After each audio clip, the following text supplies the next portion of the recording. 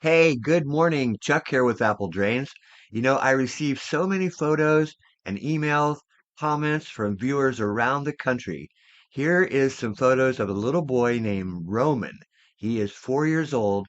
His father sent these photos in, and he has fallen in love with Apple Drains videos. This really touches my heart. I get a few of these comments and emails every year of how these children just love to watch my videos. Roman, Merry Christmas and Happy New Year.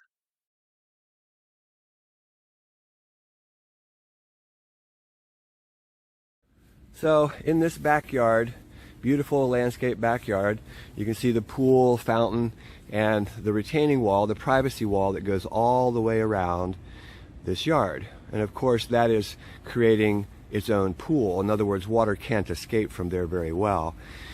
Tree roots, huge trees, existing, been here for years and years. Birds of paradise, these guys here, put out a tremendous root system.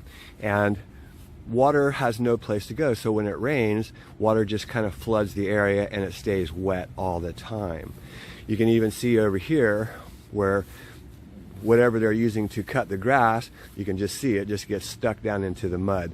No way for that water to escape. What we need to do is put in some series of French drains. The yard does slope this direction, and from the wall it slopes back this direction. So we've got a natural area starting back by the tree, catch basin, perforated pipe, or excuse me, French drain coming through this area. We'll probably run another T across here with a small section of French drain as well. Some more catch basins, definitely a catch basin here in the low spot. All of the French drains come around and we'll tie into a sump basin that we're going to put down in the ground right here. The reason that we're using the sump basin is because we need to have something that has enough fall to get water to drain into it. So gravity to the sump basin. From the sump basin, we can easily pump that water all the way out there to the street, if you can see the street out there, about 100 feet away. You need a good pump. We're going to use a Zoller M98. It's a beautiful pump, pumps about 60 to 100 gallons a minute, depending on how far we're pumping. So probably about 70 or 80 gallons a minute. That's 3 of these trash cans full of water every minute.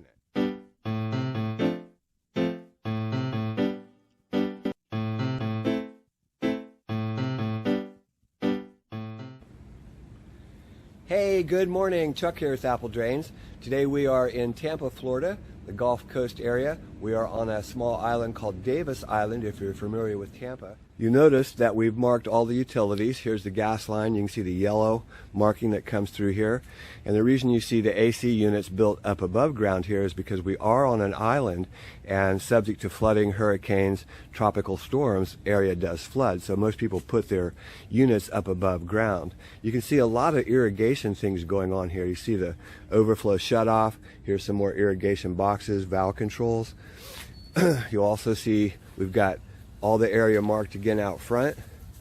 You can see the utilities where they come in. Remember, gas is yellow, red is electric, and it's a faint line, but this orange marking that runs through here is telephone and or cable. That really show me exactly where that cable line goes once it comes out here, but it's all good.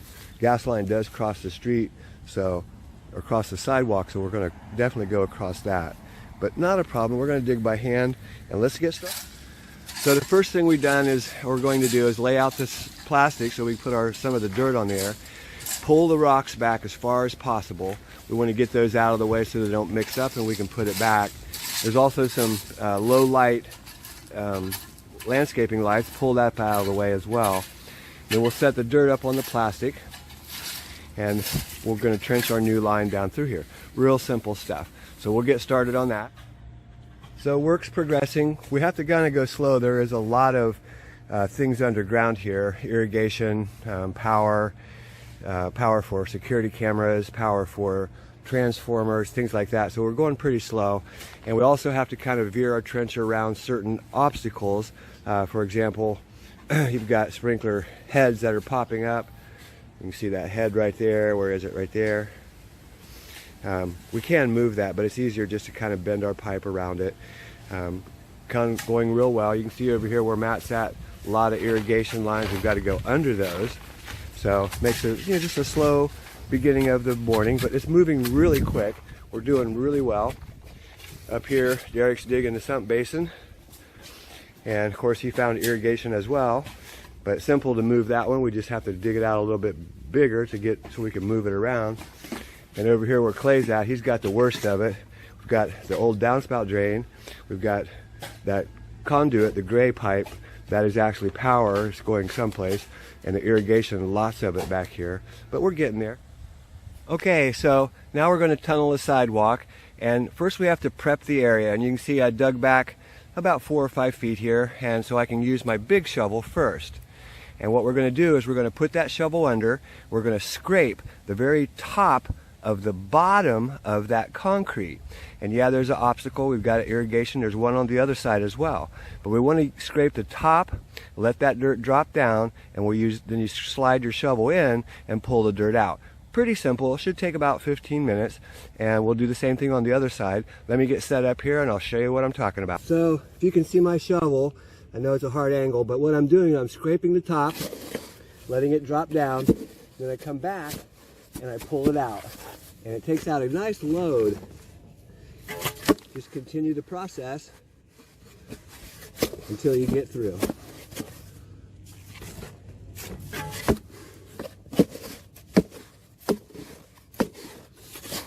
The irrigation does make it a little tough, but it'll go.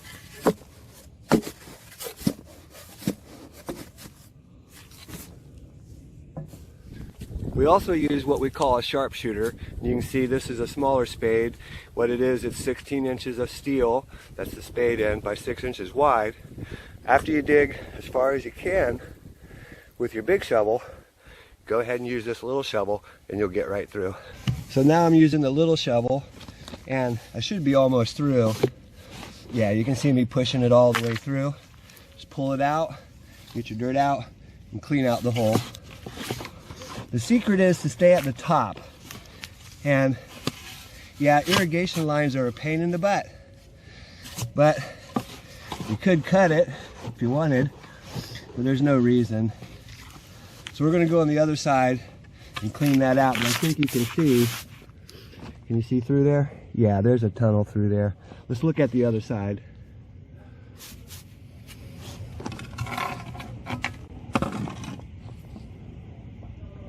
Oh yeah, looking good.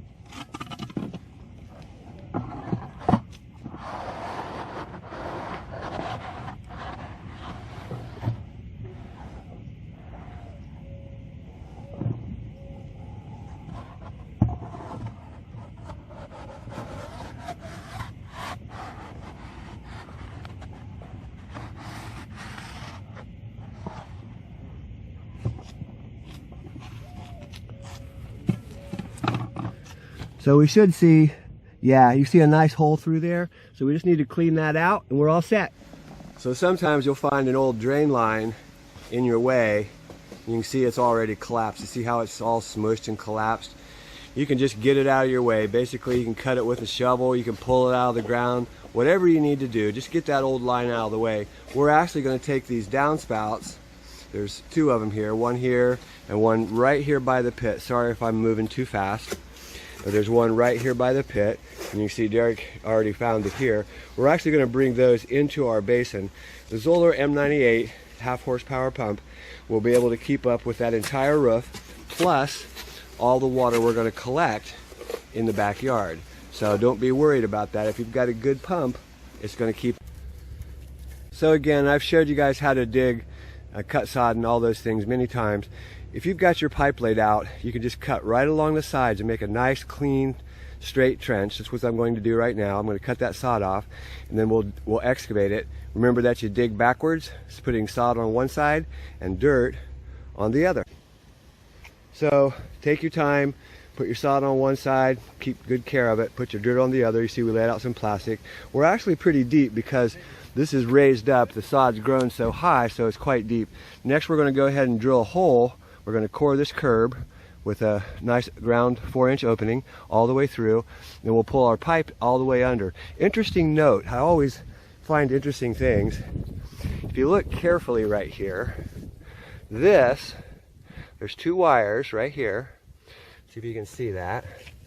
This is Verizon's main trunk line for the neighborhood. Look how little that is. I guess, you know, it makes you wonder about these internet companies and what they do, how they save their money. You can see their box over here noting, you know, that they're here. This was not marked. Whoever located this ended their markings somewhere up here. Here's the orange marking right here. They ended it, but it's okay. Found it. It's all good. So a very important tool is the Bosch hammer drill. You can see what we're doing is we're coring a hole through the concrete for the discharge. And this is going to work really good, but you can rent this from Home Depot or from Sunbelt, about $60 for half a day. Comes with the diamond blade, carbide core, piece of cake to get through here. It takes a little while, just keep at it and you'll get through. So the hammer drill, it does wear you out, but it will get through there. And you know, if you call a concrete coring company, they're going to charge you about $500 to drill this curb. So you're saving a whole lot of money if you do it yourself. And Kevin's almost all the way through. He's got just a few more inches to go. So the biggest tip I can give you about a hammer drill is keep drilling, because each time you stop, it's just less time for that hammer to drill. If you just stay at it, keep working at it, you'll get through there. So you can see that drill bit coming through. Coming right through that curve. Still got about 2 inches to go. This is the hardest part. It's all, the core bit tends to bind up a little bit, but it's almost there. There you have it. Nice little hole all the way through. So we'll be able to put our drain line right into that hole, and you can see it makes a really clean hole. The city doesn't really have any problem with this as long as you do core it. It's when you saw cut it or try to use a hammer against your curb, of course that looks like crap, but this is a perfect hole and will be no problem at all for the drain. Also gives us more fall rather than using a pop-up. We get even better. Okay, so Kevin just cored his first curb. That was good for him to learn. And now he's doing his first sidewalk. He's just widening up his trench. Doesn't have to go deeper, just needs to make it a little bit wider to work on it. And remember how we do it. We're going to scrape from the top of the bottom of the sidewalk. You pull it down, and you come back in with your shovel regular and just clean it out. Yep. And even if you only get just a little teeny bit in your shovel, hey, that's a teeny bit, and it will go through there. It takes about 15 minutes, maybe 20, to get through here. We have a little bit tough situation because here's where they ended their pop-up, and you can see all the water. So we're going to try to dig it from just one side versus normally we would do one side or then the next, and it goes quite quickly. But hey, you do what you got to do. So now we're installing the pipe. Remember, this is easy flow, quick and easy drain, I guess it's called. And what it is, it's 4-inch perforated pipe surrounded by packing peanuts, although these peanuts are very dense, a little different than regular packing peanuts. Very, very dense. They do not collapse. They do not collect water. They do not become soggy. All these comments are just pretty cool. But it works better than gravel. And what it's doing, there's voids between each piece of packing peanut, just like there would be voids between gravel. Water floods up through those voids into your system and is carried away. We're putting the catch basins in. You can see one where we start the line back there. We put those in to catch the surface water. Remember, this yard is graded this direction. So we've got low spots in the yard where we can set catch basins, and they'll pick up that immediate surface water runoff. They are not clean outs, although they can be used that way, but they're not clean outs.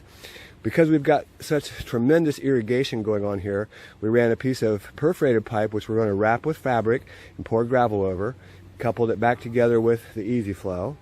We've got a small section of easy flow going in over here, as well as a catch basin, a very low spot of the yard. We'll use some of this excess and grade from that patio over to the trench so that it forces into our trench. Excuse me.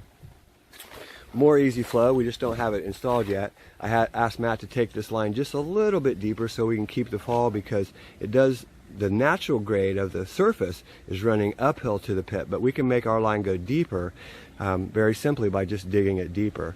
Over there where Matt's at, we've got the sump basin going in, and I'm going to put that pit together and put the pump in, which you've seen me do many times, but we'll redo it and show you all of that.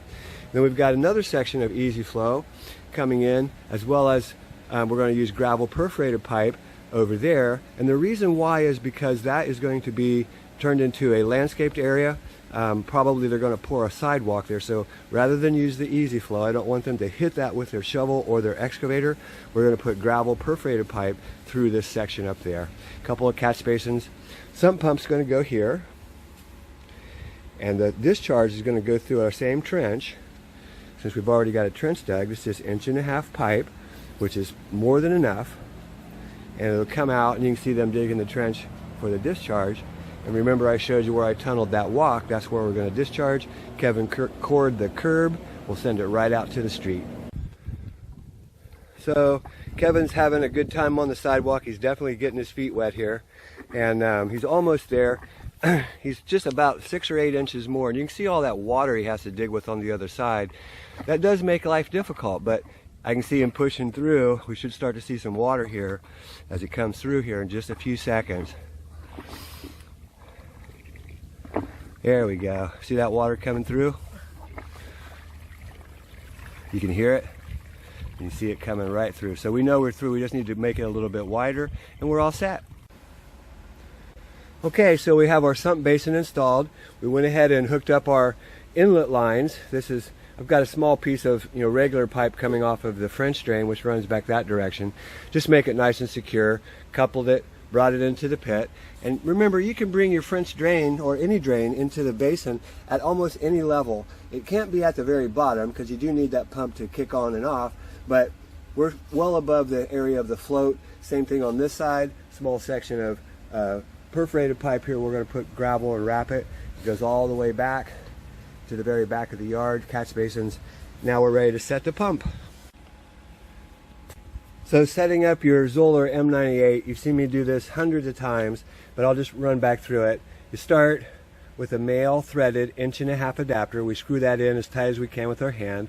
Then we have a small riser that goes from that adapter up to the check valve. Check valve allows water to flow one way. You see the arrows are pointing upwards, tells you that's the direction of water, so that as water comes up out of the sump basin, it can't go back down in and spin the impeller backwards and make your pump work twice as hard. So go this far. Now we're going to set this into the pit, and we'll continue with another riser that comes up, and it'll have a 90 coming out of the pit for the discharge. I'll set that up and show you. So I made the measurement from the check valve all the way up to the 90, glued all that together, coming out through the discharge where I drilled the 2-inch hole, and it's coming in our same trench as the French drain. We'll continue that all the way out to the street.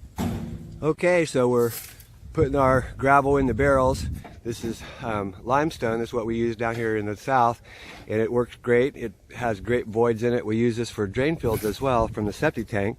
It allows water to pass through it very easily, just like granite number 57, number 67, as you would get from a quarry up north. We've got our 1.5 inch discharge plumbed, and all the way back we use the same trench as the French drain, so you don't have to excavate any more than you need to. You can see it back here. We're actually using some gravel perforated pipe right here. We've got a sock around our pipe. Now we're just backfilling. Clay's raking away over here. We'll take away a lot of soil, but we're all set. You can see it all covered up in the back. We'll take some of that excess away. Got the sump basin installed, and we are ready to go. So a great project for the do-it-yourselfer. This one has a lot of things on it, but do it yourself, you could probably save $5,000 or so. There's still a lot of materials here, and a lot of little things. You may need to rent things to get things done, but wow, can you save some money if you want to try this yourself. If not, make sure if you hire a contractor that it's somebody that's reputable and that you trust, and that will come back if there's a problem. Okay, so you can see how we've backfilled. We've got our catch basins in place, and you can see they're a little bit lower than grade because we want that water to drop in there. When we finish off here, we'll pull that gravel back over just to give it the top look. We'll probably take a little bit more soil away here. We've got our French drain installed all the way through. You can see up here where we've got some gravel perforated pipe, catch basin here as well. Easy flow over to more easy flow French drain. All of that's going to the sump basin. And again, I think it's 12:30 or 1 o'clock right now. We started about 8 o'clock. There are 4 guys here. It didn't take us long. Again, very tedious work here because there's so many irrigations, power lines, gas lines. We had to dig slow in order to get through this. And if you're going to do it yourself, make sure that you have all those things located before you dig. So out here at the curb, remember we cored the curb, and what I've done is I've put a 3-inch solid PVC pipe inside of the core, and then we went ahead and adapted that to the 1.5 inch. There's a fitting. It's just like I've shown you many times. It adapts Schedule 40 to thin wall, and it's not available at Lowe's. You do have to order that. You can give me a call. I can help you get one. They're only about $5, but you know they are hard to find. Anyways, we've got our line coming through the curb. That's beautiful. We're getting ready to cover it all up out here, and everything's looking great. Derek's doing the final backfill up here, and the guys are in the back cleaning that section up. Let's go back there and take a look, see how well they're doing back there. So they're doing great. Again, a great project if you want to try to do this yourself. However, it is a lot of labor, and just be prepared. If you've got some helpers, it's quite helpful. So you can see we've got a good mound of dirt. We're getting ready to take that away, and then we'll grade off our excess, but we do need to start taking some away. It's real important. And Matt made a repair to the irrigation down there. We had forgotten about that. We actually covered it up, but we remember just in time. And you may do the same thing. If you do, of course, when you kick on your irrigation, you're going to find out about it. But yeah, we made the repair there. Everything's all set. So again, a great job if you want to tackle it yourself or the do-it-yourselfer. Again, we had 4 guys out here, including myself, so there's a lot of laborers out here putting this together. It took us about 5.5 hours to put all this in, and we'll go back over that if you look at the video, all the things we did. You could definitely do it yourself, but a job like this, you may want to consider hiring a contractor to get it all in one day. Follow our DIY videos and learn how a professional installs in all kinds of yards, from heavy clay to sand.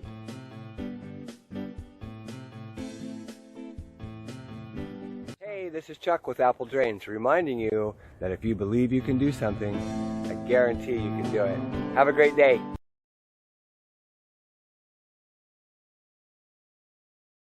Hey, good morning. Chuck here with Apple Drains.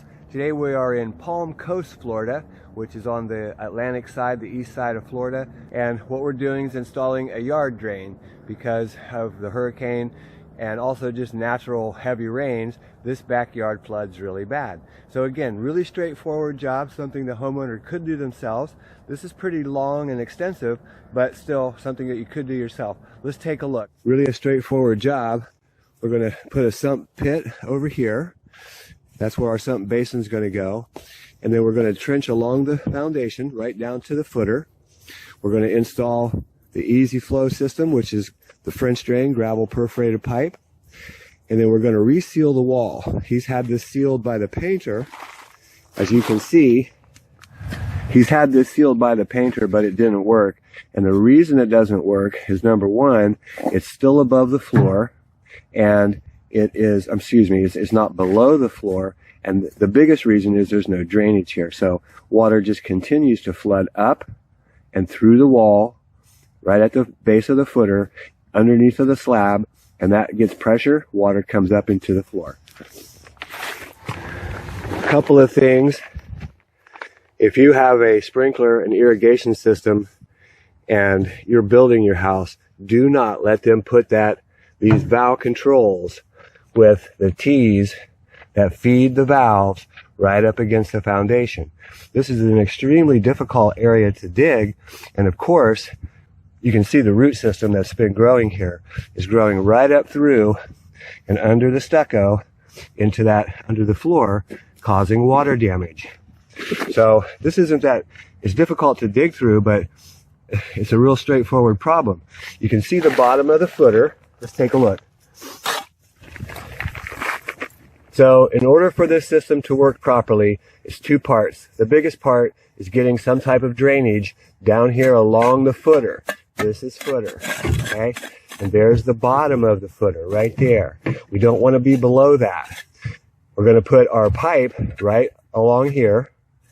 It'll go just underneath of the sprinkler valve control lines. Like I said, they're definitely in a bad spot. Do not let your irrigation guys do this. They took advantage of new construction when this was, exposed, so they didn't have to dig. But again, here's the footer. Drainage has to be below the floor. Floor level is right here. That's the bottom of the floor. Drainage must be below the floor for your system to work. Second part is we're going to clean off this wall. And you can see somebody actually put tar on here. That's what this is. That's tar. Tar will not work. It's really a bad thing to put on your wall. And we have to clean all that off. And then we'll clean off the wall, get it nice and smooth and clean again. And we'll apply our liquid rubber, and that'll solve this problem. Remember, once you've got your footer pipe installed and you've sealed the wall, you still need a place for that water to discharge. So over here where Chuck's digging, we're going to install a sump pump, sump basin. You can see the basin, how deep it is. It's 2 feet deep. You can see the nipple on the side. That will accept the footer pipe as it runs across at the footer level right into the sump basin. The sump pump is going to lift it up and we'll send it straight out here to the street. Excavating, as you're excavating, it just needs to be a shovel wide, and we're right at the bottom of the footer. We don't want to be under the footer, we just want to be right along the side. You can see where, I had the tunnel underneath of these sprinkler systems. Again, really a poor installation from whoever installed this, because it's right up against the foundation. And if this were to break, this is a very difficult repair with these T's. You kind of have to take them all apart. There's 4 of them in order to make a repair. So people, please don't let your irrigation company do this. Again, it's working fine, but if there's ever a problem, it's going to be costly. So next we're going to go ahead and, you can see we've already excavated the trench. Now we're going to go ahead and get this tar off the wall. And you can see somebody thought they could seal this, and this is actually a roofing tar. The wet and dry stuff that you put on your roof when it's wet to seal a leak. That will never work on a foundation wall, ever. And now we've got to take all that off and clean the wall. Then we'll apply our liquid rubber compound, which is actually a Blackjack number 57. And it makes a rubber coating right up against the wall and underneath of the stucco, where the stucco meets the footer, the block itself. So perfect seal. Remember, the secret is to get your drainage in below the floor. It will not work if you're above the floor. So you've got to be deep enough that water can get into the system. In other words, water's rising up. It's not coming from the top. It's rising up from the bottom. And that's where water comes in. As the groundwater rises, it just floats right through this wall. Pressure builds, and all of a sudden you've got a leak inside. Normally you'll see it by a window, because there's so much weight coming down from the second story, or even a 1-story. There's so much weight coming down, and sure, they distributed the weight, but it's still a very weak area right there underneath the window. So as you come into your basin, we're going to drill a hole. Even though we've got a nipple there, it's a little bit too high. We'll drill a new hole to accept the pipe, the footer pipe. And then you can see I've laid out the discharge line. It's 1.5 inch PVC. We'll cut the sod off and we'll discharge right over there by the walk. Okay, so we're going to drill the inlet. This is allowing that water from the footer to come down through the trench and enter into the sump basin. There's a 4-inch hole saw.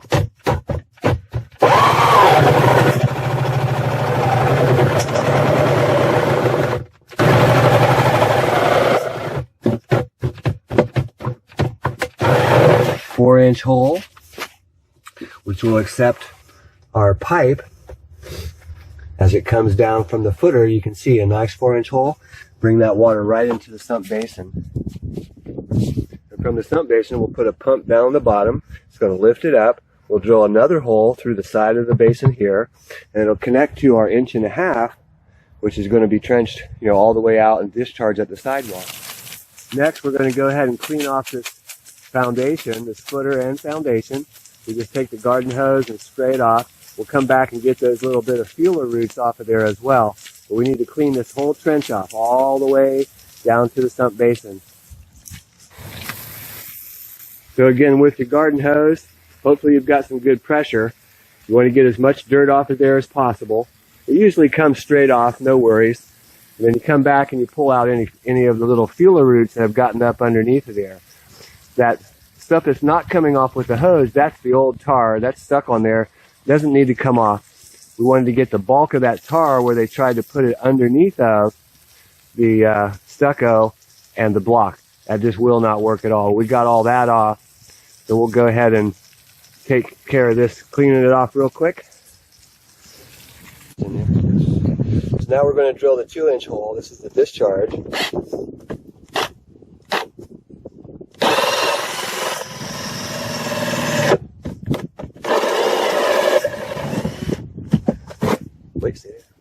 So this is a 2-inch hole. This is going to be the exact outer diameter of the 1.5 inch pipe. So again, that 2-inch hole, wherever it is the exact outer diameter. You can see how easily that slides right into the pit. That's going to be our discharge as it comes out from the sump pump. It'll 45 and go right down the trench.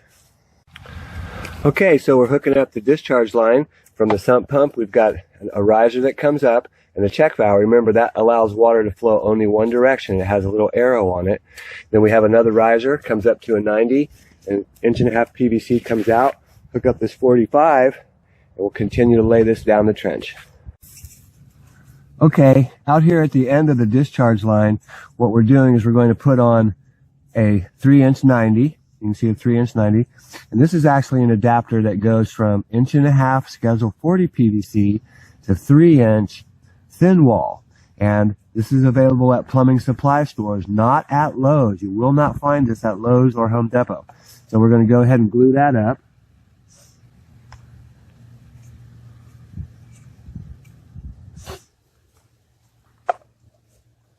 It slides right in.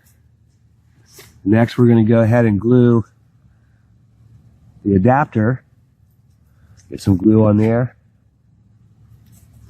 And we'll hook that right onto our 1.5 inch PVC. So rather than the pop-up, what we're doing is we're going to put a grate on here, and we'll secure that grate because that pump's got a lot of pressure. It would just blow the pop-up right up off of there. So we'll put a screw in the side here to hold down this grate as well. So again, if you tune in on our live broadcast starting in February, I'm going to show you all kinds of different things that will help you on your installation. Again, this is the discharge line from the sump pump, and it's coming all the way up to the sump pit up there by the homeowner. And basically you can see we've put a couple of set screws in here to help hold this grate on, because that will pop off of there because it's under pressure. So again, when you're applying your liquid rubber, it's real important to get underneath of the stucco. You can see how there's a little ridge there from the stucco, and you got to get this liquid rubber up underneath. Yeah, so you paint it like you're putting it under a ledge. Try not to get any dirt on your brush because it'll come right off if you do. But that's looking a lot better. Nice and thick, good coating. And you can see we've done the whole wall. It's looking really good. Easy drain. And you can see it right here. It's NDS is the manufacturer. Easy drain. And this is 4-inch pipe. What it is perforated pipe surrounded by the styrofoam peanuts. This works exactly the same way as gravel. And you can see the voids between each piece of styrofoam. If there was gravel, there would be voids between the gravel. As water floods up into your system, because we're picking up groundwater, as groundwater floods up, it goes through those voids, enters the perforated pipe, which is inside here, and then is carried away. Real simple.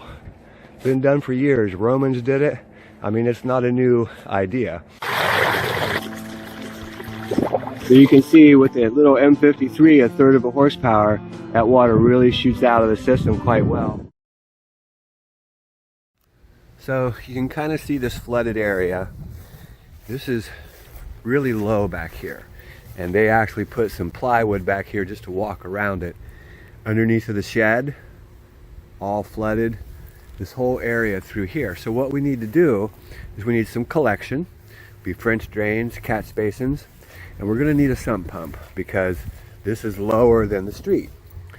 Fortunately, if you remember this job, we actually installed a sump pump down in the crawl space. So they have a discharge line that comes out, we can tie into that. Since I've been here, it looks like they've got some sewer problems. So they've got a plumber out here working on that. Looks like that old cast iron line there broke in a couple of places. But yeah, real simple job. Something you guys could easily do, and we'll show you how to do that. So sometimes we end up getting mulch, and just to kind of cover some beds that we dig up. We're including this mulch in our job that we're coming up, getting a couple yards of red mulch at Stone Plus. Great little place here in Palm Coast. A lot cheaper than by the bag. Good morning, Chuck here with Apple Drains. You know, for that do-it-yourselfer, you've got Lowe's and Home Depot. Both great places. I prefer to go to Lowe's because they have more drainage supplies. Let me show you what we're going to get today. Maybe it'll help you, understand some of the drainage and some of the cost as well. On this next job we're installing, we're going to put in about 200 feet of 4-inch solid, and we're going to use that. This is going to be hooking up downspout drains. And the downspout drain is the most important part of any rainwater drainage system. It protects your house beyond any other drain. Everything can be attached to the downspout drain. So we've got 200 feet, at least 4 T's. ADS T's and other fittings, they're very costly. We'll also need some downspout adapters, and there's 2 kinds. This one is a 2x3, but we need to find the 3x4s. So Chance will look for those. And we need 4 of those. These things are going to add up really quick, but you know what? They're great. It makes it easy when you get all your material before you start digging. That way you don't have to keep running to Lowe's. So a lot of people ask me, do I promote Lowe's? Of course not. It's just, like I said in the beginning, to me, they have a better supply of drainage material. They carry 6-inch pipe. Home Depot does not. So I like to come to Lowe's. That's the only reason. Quick, let's look at some catch basins. We're going to put in a 9x9 here on this job. And all this catch basin is going to do is be collection. There's an area by the shed that floods, and I will show you that as we start to dig. And the sump basin would sit right beside it. And this is going to be the collection of water in the low spot, and there'll be a pipe that comes out and runs over to the sump basin. So you can see how this would set up. This is the basin. It has a solid lid. We don't want the water to drop straight into this pit. We want the water to be collected off to the side through any type of system, whether it's a French drain, downspout, catch basin, and there's lots of catch basins. You can see the big 12x12s with decorative colors, standard ones. Here's a 9x9 with a solid metal grate. There's all kinds of catch basins. I do like to use the small round catch basins. I think they work great, but this customer asked for the bigger basin. Tried to explain to him that no matter what size basin this is, the outlet is still the same. There's the outlet. Doesn't matter. It's the same size. So it doesn't matter how big that basin is. If you have the same size discharge pipe, that's all the faster that water can be collected. Important note, and I know I went over that really fast, but I'll try to explain it again in the video. So we'll start with the back of the house. You can see this landscape bed here, and you can see how this yard just drops off to it. When it rains really hard, this whole area back here floods. And it even floods up into the shed, which is sitting on blocks, but it still comes out high. So there's no gravity from here out to the front. There's no way that water could flow, so we need to put a sump pump back here. And you can see where the 1.5 inch stops. That's where we'll put our sump basin. Right now the guys are cutting the sod off. And then we're also going to hook up downspout drains. That's probably the biggest problem of all homes across the country. Downspout drains splash out, that water runs right back over into your basement, crawl space, or under the slab. So we're gonna go ahead and cut the sod off all through here. You see Matt's making a nice little line right there. We'll hook up another downspout, and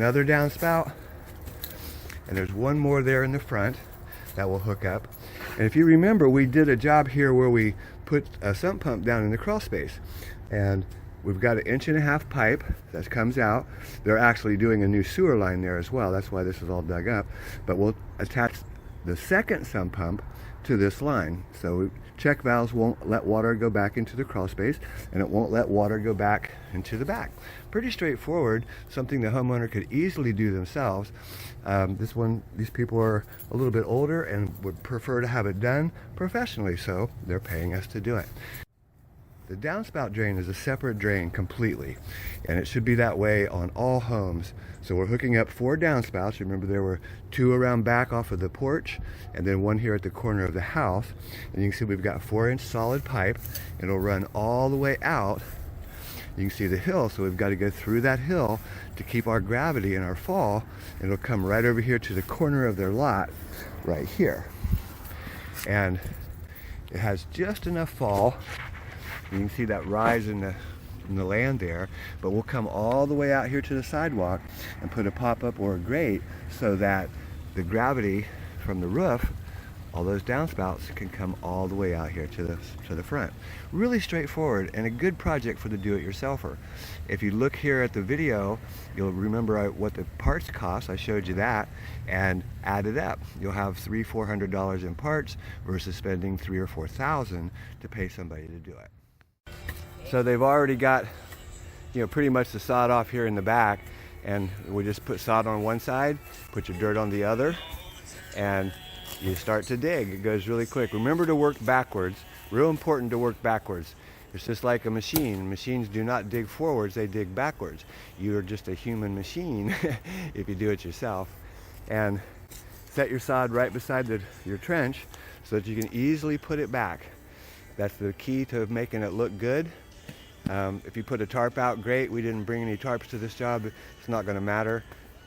We'll get enough sand up off the ground. The first rain, it'll all disappear, and it'll be hard to tell we were here within just a couple of weeks. So if you're going to put a backyard sump basin in, they have power here in the shed, which is great. They'll have an electrician come out and they'll put a GFI outlet here on the outside. So right there, we'll put the pit down into the ground. It has a solid lid cover, and it totally disappears. The way we're going to collect the water is we're actually going to put a catch basin maybe right there in front of me to allow that water into the basin. We don't want the water to drop directly into our sump basin because it pulls all the debris, anything, mulch, grass, clippings, leaves, it pulls all that down into the basin and makes it hard for the sump pump to lift it up. We do use a Zoller M98, and it isn't a fluid pump.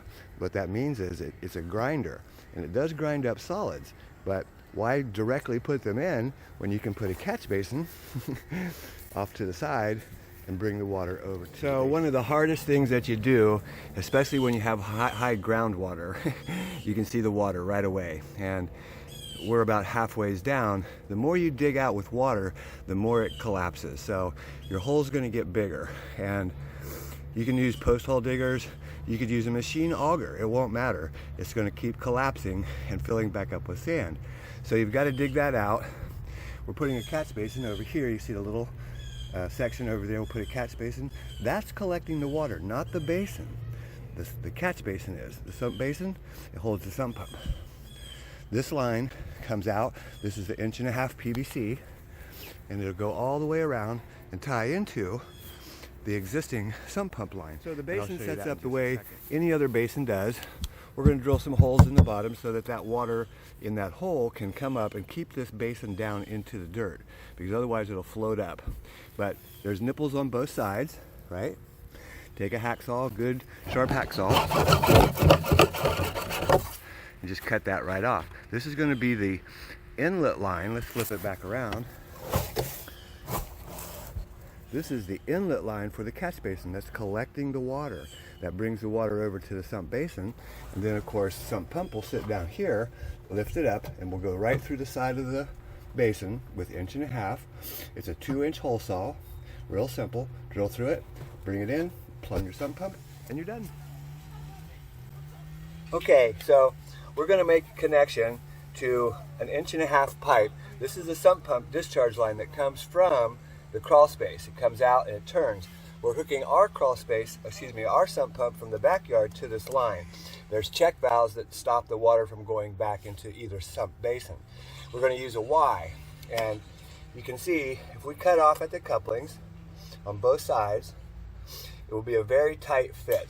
So what we do is we use a no-hub, and this side is glued, but we're going to make our measurement back farther so we can slide the no-hub over the pipe and then over this pipe and tighten it down.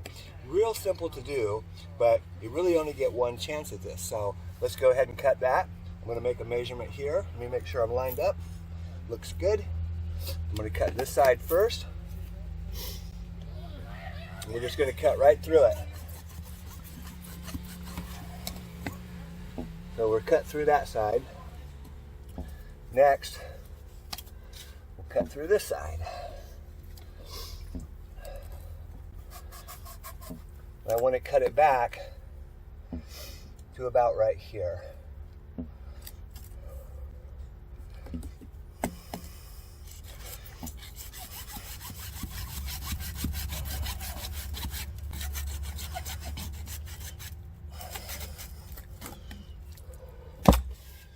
Okay, now we'll just clean these off.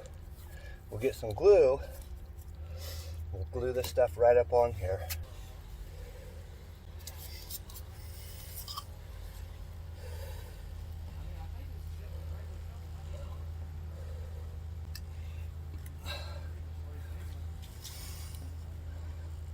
Yep, looks good.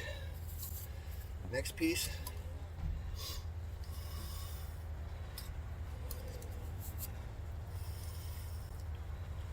Good amount of glue.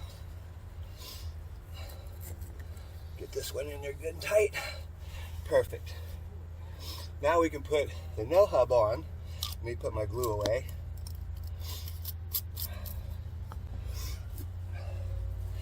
So now we can slide the no hub back over top of. We'll loosen that up a little bit more.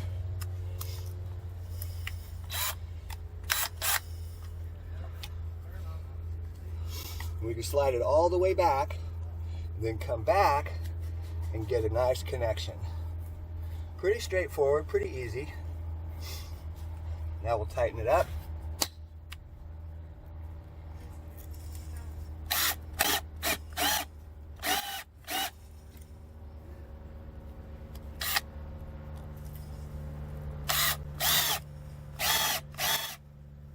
Just as tight as that'll make it, and we're all set. I'm going to go ahead and put a temporary 90 here because I need to plug the pump back in, but we're ready to go. Okay, so we have it all installed. You can see the downspouts with the downspout adapters. Now we're just backfilling.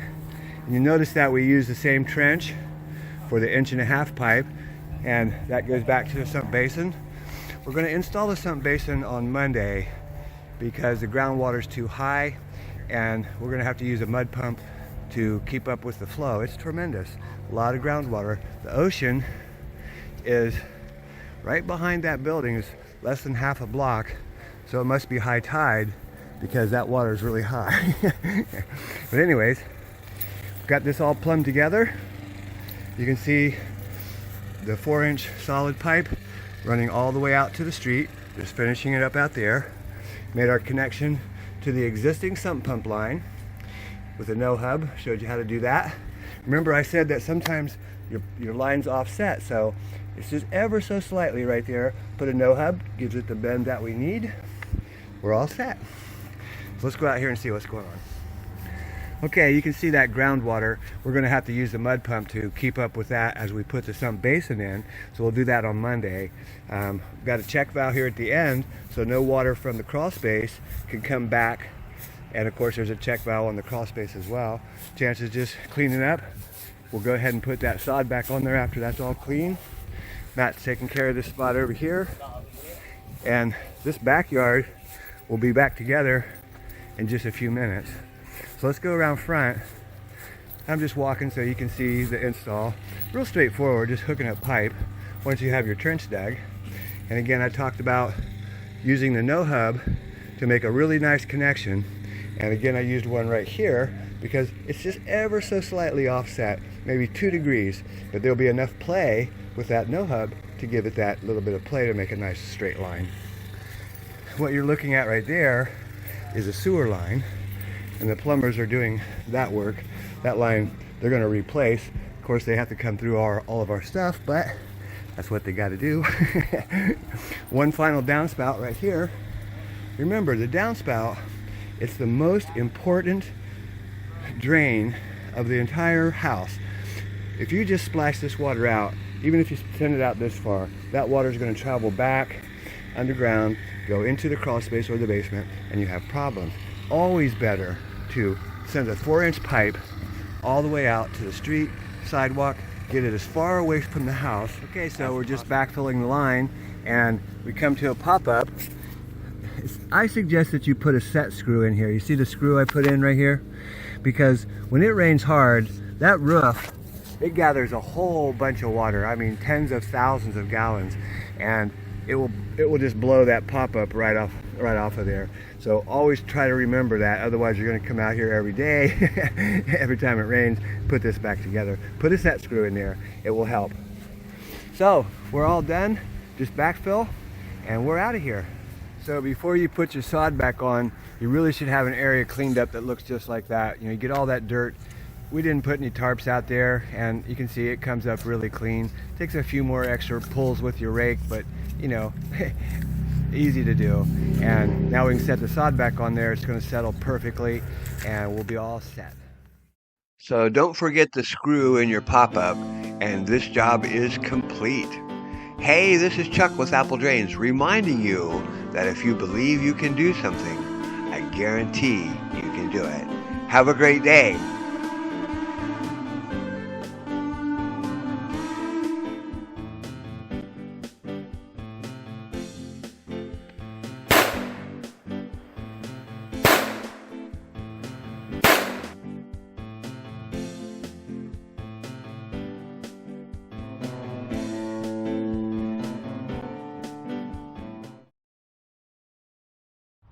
Hey, good morning. Chuck here with Apple Drains.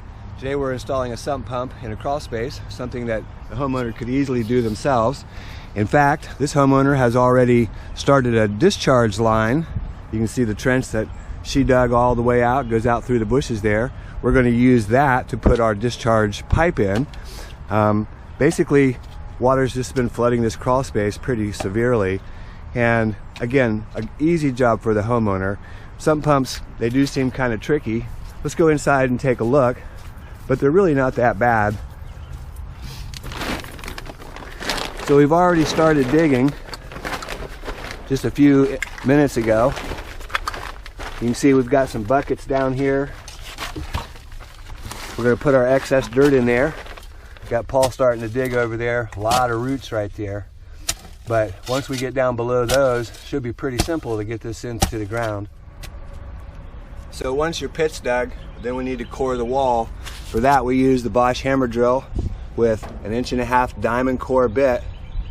And we're going to come through right here, drill through right here, because that's the center of the pit. The footer just dictates where the pit goes. So let's go ahead and drill that.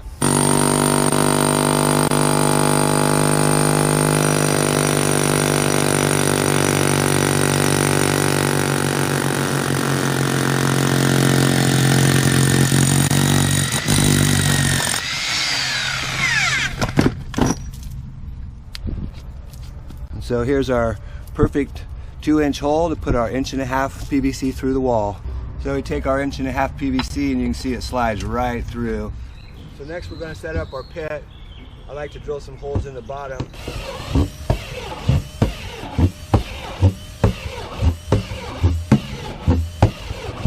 Just a few, about 6-8 inches.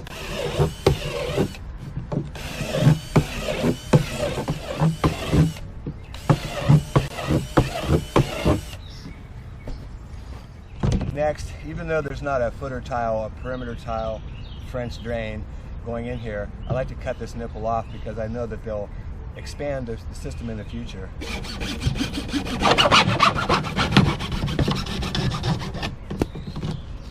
That way, when they put this together, at least they'll have one line that comes straight in. We'll also put a small piece of gravel perforated pipe to help the water get into our system. Okay, start with the male threaded 1.5-inch adapter. I've already got one glued to a piece of pipe here. We're going to stick that in there, screw it down in there hand tight.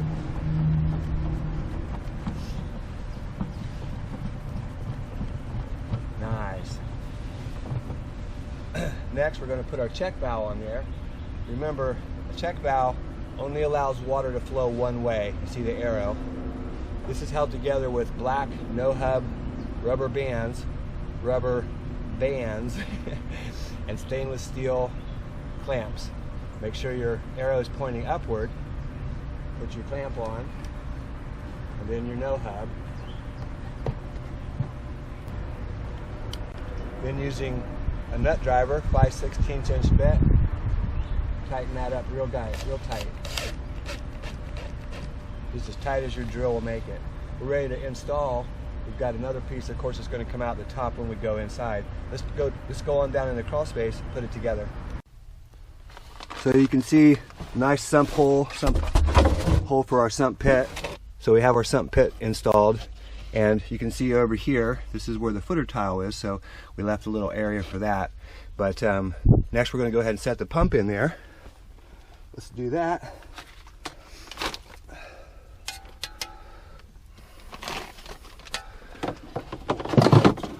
We're using a Utilitech, 1/3 of a horsepower. Pumps about 60 gallons a minute. Real nice little pump. Got our check valve installed. We're going to come up and we're going to plumb right through to the outside through our core. So now we're ready to glue up our pieces. Got our lid installed, our check valve, our riser, and our discharge. Let's go ahead and glue this up. Good amount of PVC cement. Stick it on there. That's on there instantly. Same thing on this one. Pull your pipes together. Maybe. Push and hold. And we are done inside. So you can see our riser comes up. We put a solid lid cover on here.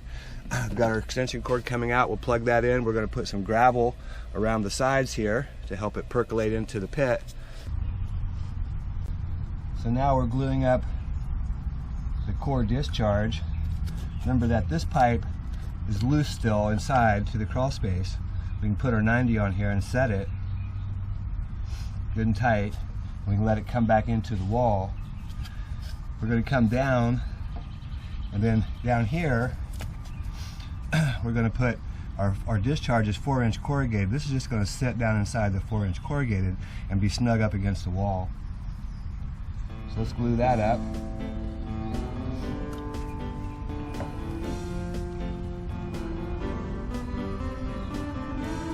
Nice.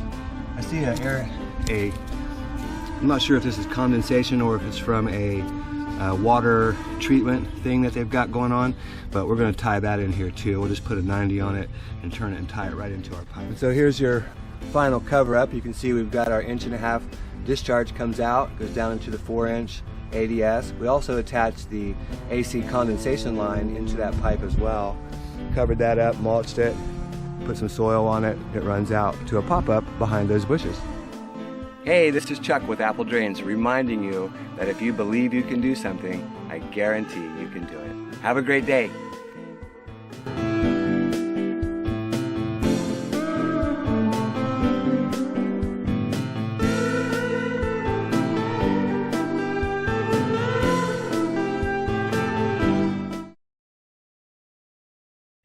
Hey, good morning. Chuck here with Apple Drains.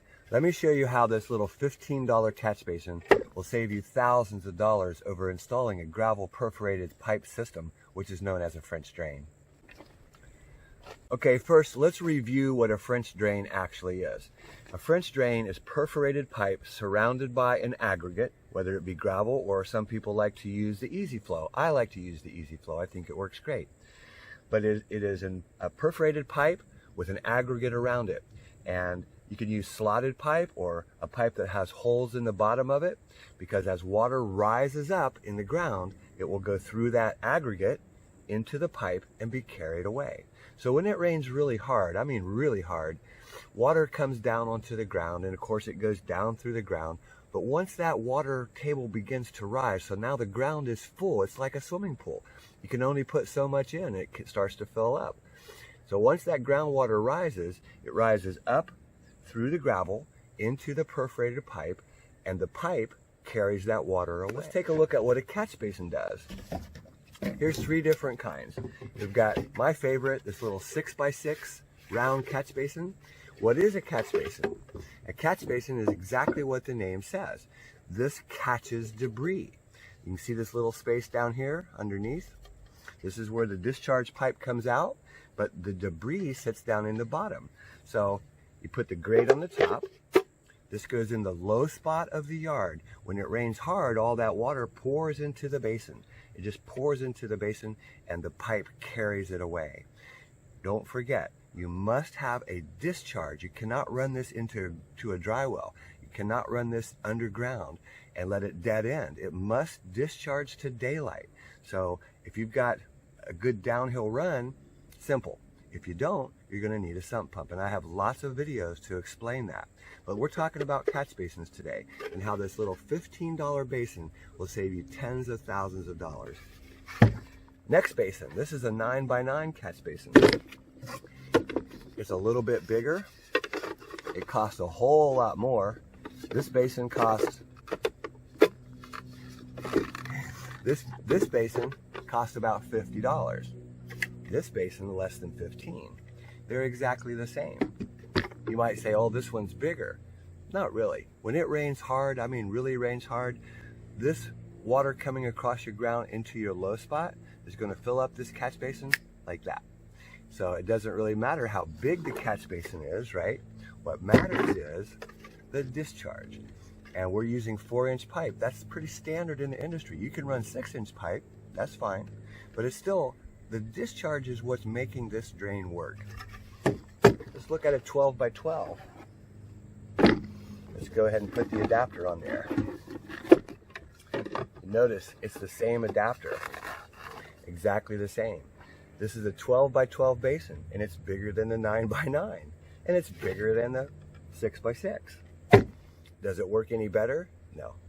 As it rains hard, I mean really hard, you've got this in your low spot, water pours across the ground, fills up this basin like that. And what makes it work is your discharge. So why is this? This is $65, by the way. So what's the difference here? What's the actual difference? The actual difference, let me put the other adapter on there. The actual difference between these two basins is not really the size of the basin, but how much lower you can go underground. Can you see the difference? The 12x12, it's about 1.5 inches, maybe 2 inches deeper. Okay, the 9x9. Now let's take a look at a 6x6 as compared to the 12x12. Can you see how much deeper the 12x12 is? Okay, so does that make sense? In other words, if you've got a deeper line, yeah, you could put a big 12x12 on there to get down to that depth, or you could use this really great 6-inch round catch basin and put an adapter on it to any height that you want. Put your grate back on the top, it snaps in place, and it's done. So you can cut this 6-inch pipe to any level you want. Remember, it makes no difference how big the basin is. What's important is how big is your discharge. And these are all the same. They call this 4-inch, but they're actually about 3 inches, so maybe 3.5. But they're all exactly the same. Take a look.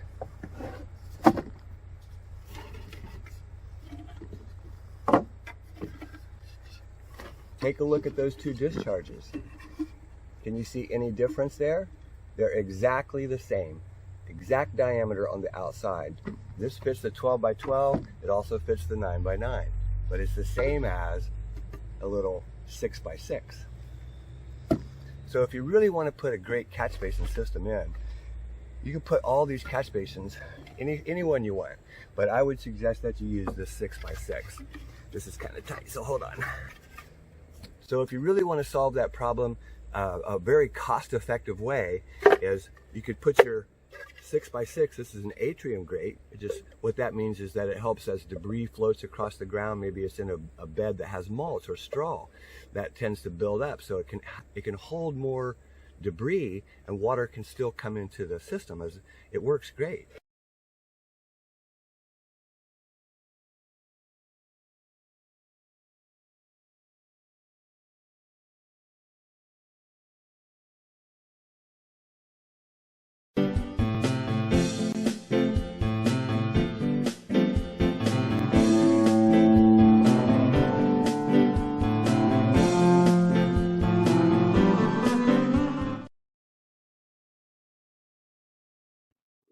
How do you know if you need a moisture barrier? This is a great example. You see all the insulation, how it's dropping?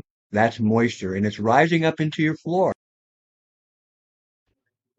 You know, I don't always put on a suit to do a crawl space, but there was a lot of comments on the last video talking about you should put on a jumpsuit. Well, this is a painter suit, and it works really good.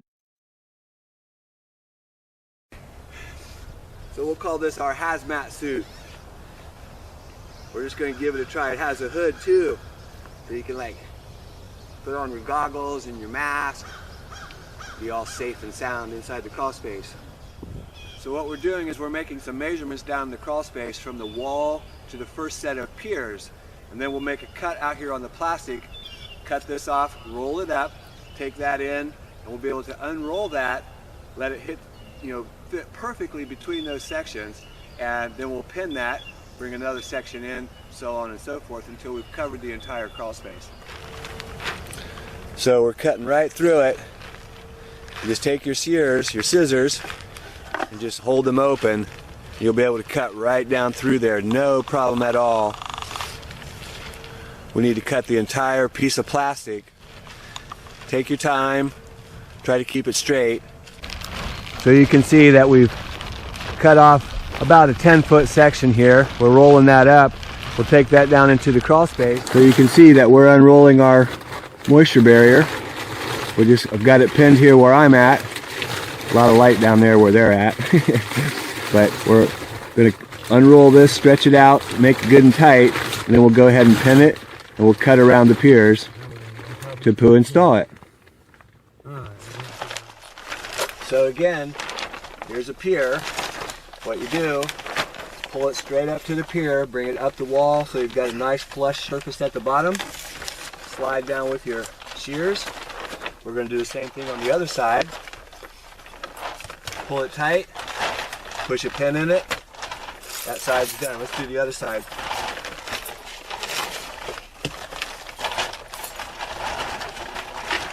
Pull it up tight with your shears.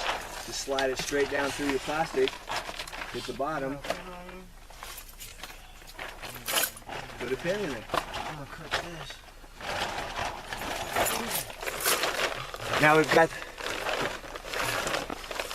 Now we've got this area covered really well. Remember, moisture barrier is not encapsulation. It doesn't have to be perfect. Of course, you can make it look really good, which is what we're trying to do. But it's just stopping the moisture from rising up and going into the joists above. Encapsulation is much different. That's a 20 mil plastic. It's all sealed. You're actually turning your crawl space into a basement. But this is moisture barrier. So real straightforward, doesn't take long. Secret is scissors and your pins. Cut your pieces outside the best you can, because once you're in the crawl space, it's pretty tight. Okay, so again, pier, wall, scissors, pull it tight, pull it flush, and just slide your scissors right through your plastic down to the bottom, and it'll fold right over. Do the same thing on this side. Pull it tight. It's real simple. It folds right over. You can take this piece, leave it alone. I like to just tuck it up under. Take a pin. Go ahead and push it in the soil. That one's done. Another one over here.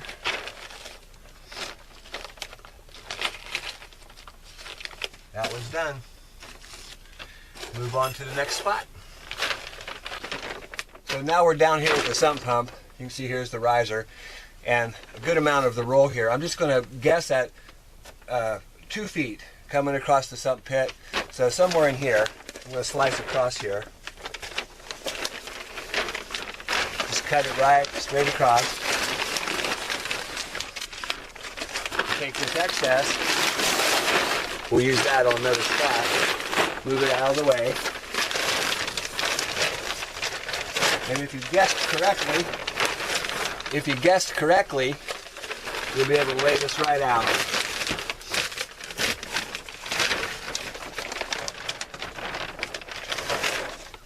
Perfect. So let's go ahead and cut a spot for the sump pump. Basically, you're just making a slice straight down to let it come around the riser. And you can see how quick and easy that really is. So basically we've covered this whole section. Let's get a couple of pins and we'll go ahead and pin that really quick. I like to start in the corners.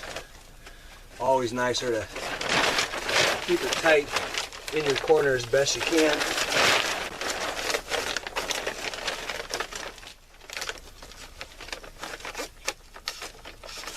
Find a good spot for them.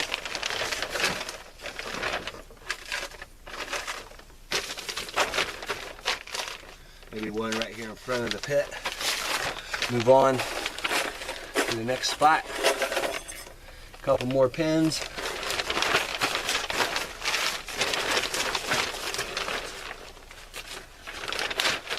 Pull it tight. Pin in the corner. Tuck it under. And we're ready for the next piece of moisture barrier. But real simple, as you saw, to cut around a post like this, a riser, you just make a slice and it'll fold right around it. Real simple. Good pins, stick them down in the soil. We're going to do this side. This over has here to next. be one of the best projects for the do-it-yourselfer or the homeowner, and truly save $5,000 or $6,000 if you do it yourself. This is not hard. This is another crawl space, and this one's here in Florida. But notice the insulation dropping. The humidity is extreme here in Florida. A crawl space barrier, moisture barrier is a must. The prep work outside is so important. Okay, so moisture barrier. This is a 2,000 square foot roll of 6 mil plastic. You can see we unroll it. Now we're going to unfold it, and basically it's 20 by 100 feet. So that's 2,000 square feet. What I've done is I've measured off inside. We've got real long sections that are 10 feet wide, so we'll cut those first. There's three 50s, so we'll do three sections of 10 foot, 50 feet long. So basically you roll out your plastic. Remember, this is 20 by 100, and we got a little bit of wind here coming off the lake, so we're pinning it down just so we can keep it tight. And then we're going to cut out the sections that we need just using scissors. I think you know how to do that. You just make a shear, hold it, you'll be able to run right through it. We are not going to seal this. It's strictly a moisture barrier. Joe's already cut all the way down, so we're ready to make our next cut. And so after you have your pieces cut, you just go ahead and roll them up, because you're going to unroll them in your crawl space. Remember that there's some piers down there. There's things that you're going to have to cut around, and so you just keep your shears with you at all times and have a bunch of pins in your pocket, and we're just about ready to go in. So it gives you some idea of what it looks like. We just unrolled one section, and you can see we're coming over to the piers on one side, and this wall, this is the easiest wall, the first wall. When we start to go around the piers, a little bit of cutting to do, you know, to get it to look good. Right now I'm going to go back to that back wall. I'm going to use my pins and secure it, and then we'll stretch it tight, and we'll come back and we'll pin it, you know, all the way down both sides, and we'll just keep moving on. So you can see our vapor barrier, we've put down the moisture barrier. Remember, this is 6 mil plastic. We've covered the entire crawl space. You can only see this little section right here. Remember what it does though. It actually protects that floor, that subfloor in the joist. Notice this insulation, how it's dropping. That's from moisture rising up and making that insulation very heavy. Okay, here's an example of a very tight crawl space. I mean, like less than 2 feet of headroom, sometimes only 18 inches. But it's the same thing. We're basically going to measure inside first, and then come back out and cut the plastic to that size. It is so much easier to do this than trying to make measurements and cut plastic down in the crawl space. 6 mil plastic in a 2,000 square foot roll is right around $100. And wow, what a savings if you look at what can happen. When you don't have a moisture barrier down, look what can happen. This is mold caused by water on the joist, and that's water rising up through the ground into the air, and it condensates on the joist.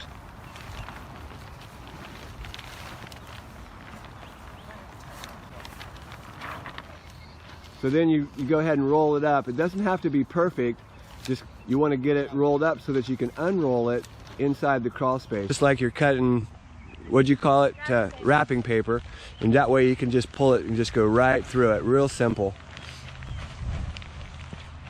Cut all the way through. We've made a measurement. It doesn't have to be exact because we can always trim inside or just fold it over and pin it. Looking good.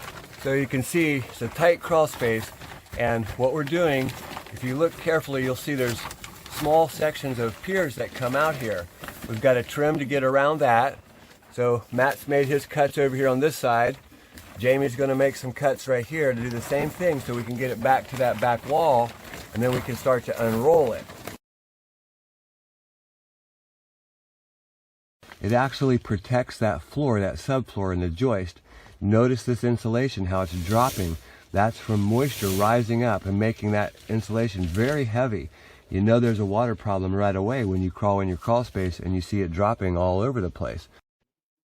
The insulation here is so wet that when I reached up inside, I could probably squeeze the water out of the insulation.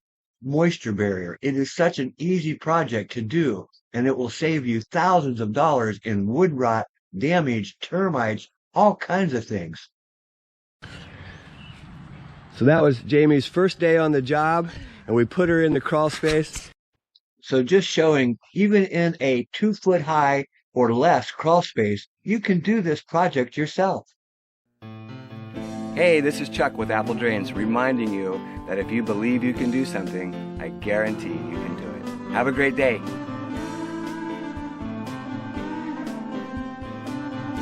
Don't forget about live help, video consultation via Zoom, only $60 per session. I promise you I can help you answer any question with project planning or materials, or if your idea will work.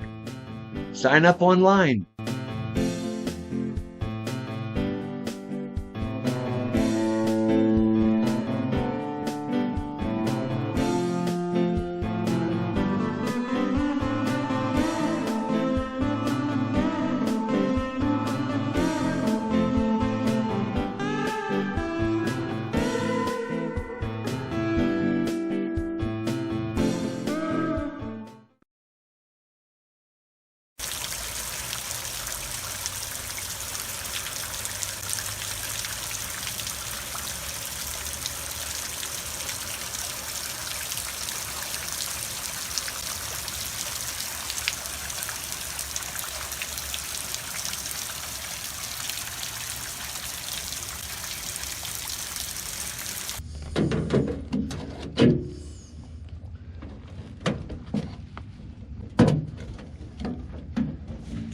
Perfect. We've got a little bit of a footer down there that sticks out, but that still came out real nice, looking really good. Okay, so we've got 4-inch adapter. This is a 3x4 adapter. It adapts to the larger downspout, comes down 90s, and this is running all the way out here to the little edging area out here at the swell. What we're going to do is take the swell down a little bit so that it can continue to flow that direction. So again, we have an open discharge. Water is going to come out the pipe, and then Chuck's just taking this down, this edging down a little deeper so that the water can drain down towards that. So you can see there's actually an 18 by 18 storm drain right here with a grate on the top of it. Then they put some mesh to try to keep this debris off. But of course, you can see they don't maintain it. So real interesting. So remember, when you set a catch basin trying to collect something, especially from concrete, when you're trying to collect that water, it's got to be at grade. And the grade of, we're talking this grade out here. So that water can come across and drop into the basin. Then we've got our PVC that's just running down the trench. We've got really good fall. It'll come right out and just discharge, open discharge, or we might put a pop-up on it. But prefer just to make it open discharge, let it just drain right out into that edging so that it drains away from this area. Real interesting HOAs. So I just realized I forgot to show you the connection of how you make the PVC to the corrugated. And basically we're using a bushing. Remember that we've cut the pipe, we've attached the T to the easy flow. This is a 4 by 3 inch bushing, and we're running 3-inch pipe. It's just fine. It will handle plenty of water. 4 inch is not going to make any difference. We use this 4-inch bushing, and it actually snaps right into the 4-inch corrugated pipe. Real simple. Then we just add the 3-inch. We cut that to the length that we're going to hook up to the catch basin, and we're all set. Hey, good morning. Chuck here with Apple Drains. Today I'd like to talk to you a little bit about your downspout drain, which is the most important drain in your rainwater drainage system. This is the pipe, of course, that comes from the roof, gathering the gutters, brings it down the downspout and into this downspout drain, which runs out to the street. Sometimes what you'll see is your downspout will have a gap between here and the downspout adapter. So what's happening is this pipe's actually sinking. These fittings are not watertight. Even if you glued them, they still wouldn't hold. And the pipe will tend to settle and sink down slowly, slowly, slowly. So you've got a gap that's formed here. Now when the rain comes down the downspout, some of it goes in here, but most of it splashes around, goes down into the crawl space or your basement, either one. This is a simple repair. Basically what you're going to do is you're going to dig this area up down to this 90. You're going to wiggle this pipe loose and pull it out. Then you'll make a new measurement from the bottom of the fitting up to the downspout, which is where the downspout adapter will attach. This video shows you how to do that. This is something the homeowner can do, save you a lot of time, a lot of money, especially the money, because if you've got a wet basement, this is probably the problem. The separation between the downspout and the pipe allows all that roof water to just pour down along your basement wall. So here's a downspout adapter that we're going to repair. First, you dig up the pipe down to the elbow. Takes a little bit of work. Usually there's some roots, things like that, but you'll dig this up until you get down to the elbow. Next, you're going to just wiggle that pipe until it comes loose from the fitting that you just dug up down underground. Okay, now you need to loosen the downspout strap. You need to do this because you're going to need some play in the downspout to put this all back together. So take out the screw and push or pull the downspout to one side. Now remove the old pipe. Just wiggle it free from the 90 that's sitting down below. Clean out any debris that has dropped down into the elbow. Don't be afraid to get your fingers dirty. You can see the elbow, that's a 90-degree fitting, and we're going to slide a new piece of pipe right down inside there. Use a piece of pipe and make a measurement. Make a mark on the pipe and cut your pipe to length. Make sure you use a good hacksaw because the pipe has to be cut fairly straight.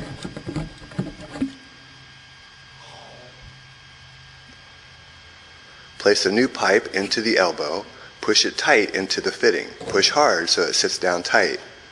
The downspout should be just above the pipe now. Next, attach your downspout adapter and push the pipe to the side, push the downspout to the side, and force them together. This will be a very tight fit. Sorry, I had to move the camera there for a second. push it over and push that downspout adapter down onto the pipe. That pretty much completes the install. One thing left to do is to go ahead and tighten up that downspout strap, because that really holds everything in place. So we're putting a new screw in here using our drill.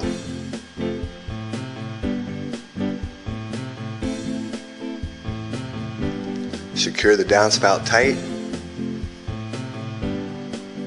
cover it up, and you're done.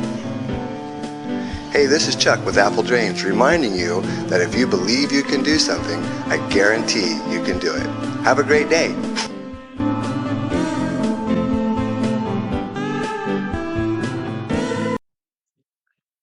Thanks for watching, and Merry Christmas.